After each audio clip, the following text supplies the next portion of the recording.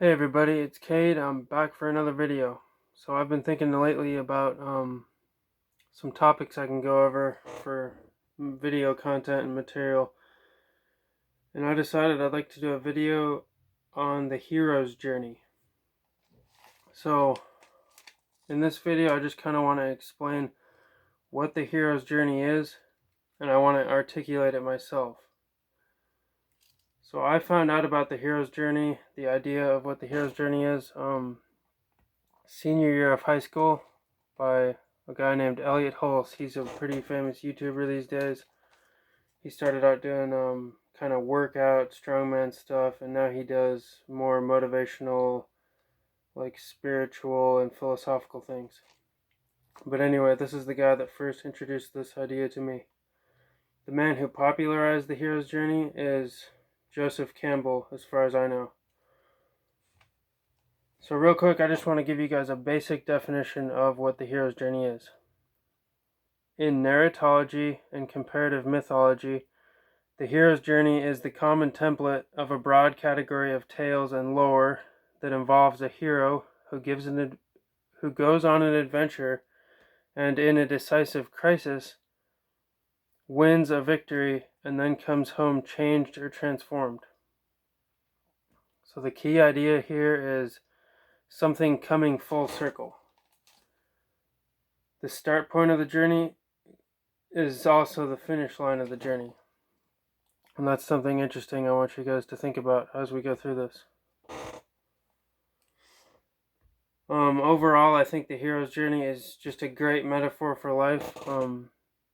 It's great food for thought, and it's a good way to dialogue with people. It's a good thing that people can talk about, especially young men in today's society, because historically in our world, lots of cultures have had sort of initiation rituals and different things that were done to symbolize manhood, and we don't really have these as much in modern times, but I think the idea there is very useful. Okay, I got some notes here I'm just going to go over because there's a lot to cover and I don't want to miss anything. So the first part of the hero's journey is the call to adventure. This is where the hero is probably sort of younger in their life. They're living life. They're in what you might call the nest or the home, the familiar world. They're living, they're going about their life, and they get a call to adventure. The first step is a call to adventure. It's this sense that they get in their gut that there's something more out there, that they need to go on a journey, and that they need to go and find something and go through trials. So that's the first step. Maybe current life has become mundane and there's a sense that the hero needs to evolve. So the second thing in the journey is supernatural aid.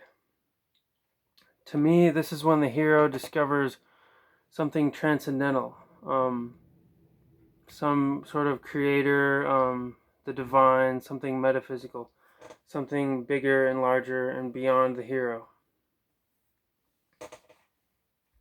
Number 3, this is the threshold, or the threshold guardians.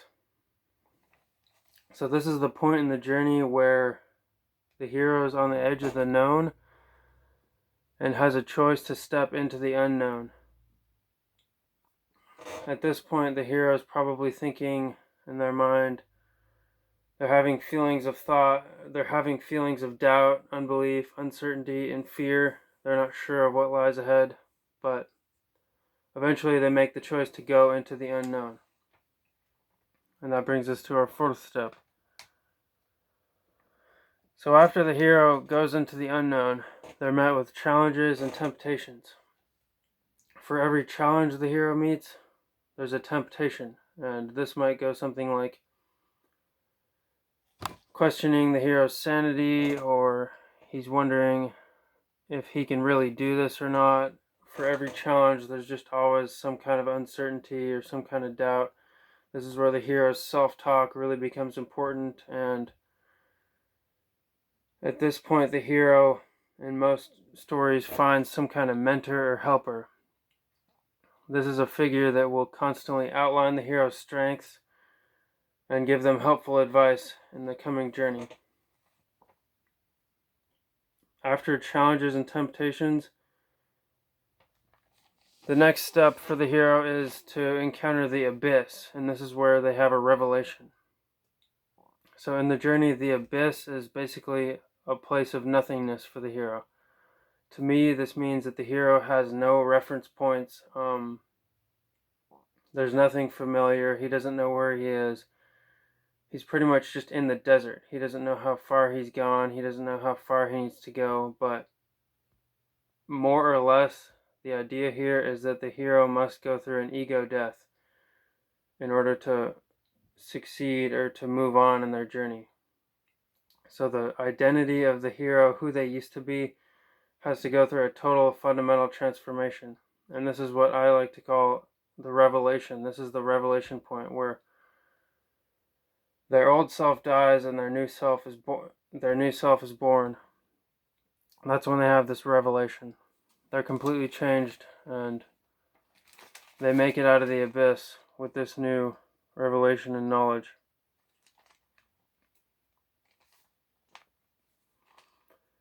After that, the hero is in a step of transformation.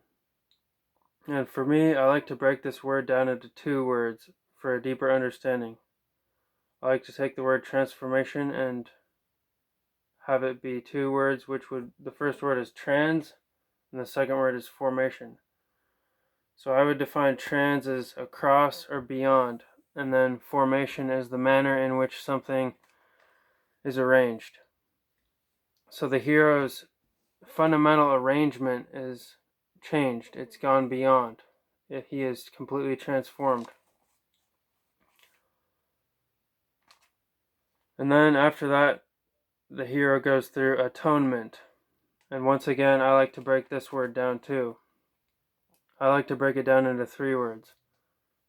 So atonement becomes at, one, and then ment. So at is the location, and then one would be single, and then ment. This is going to sound kind of strange, but I put it as mind, because in the Spanish language, mente is mind. So to me, it makes sense to have ment mind, because the hero has developed a sound mind. He is no longer plagued by uncertainty, and he has singleness of mind. His mind is now focused, and his thoughts are aligned. He has gone through the abyss, he has overcome trials and tribulations, and he has found and cultivated an inner strength, as well as discovered faith in something transcendental, something metaphysical. And the last step of the hero's journey is return. This is where the hero comes full circle and gets to the finish line of the journey, which is actually where it all began. So he's back in the known world. He's back into what was familiar before, except he's not the same. Everything has changed, but he looks the same. On a fundamental level, all his thoughts are different, and the way he sees himself is completely different, because he has gone through the hero's journey. Anyway, guys, please let me know what you think about this. I'll probably make more videos on this subject in the future, but I just wanted to get a video out there, get some discussion going. Hope you guys have a great day.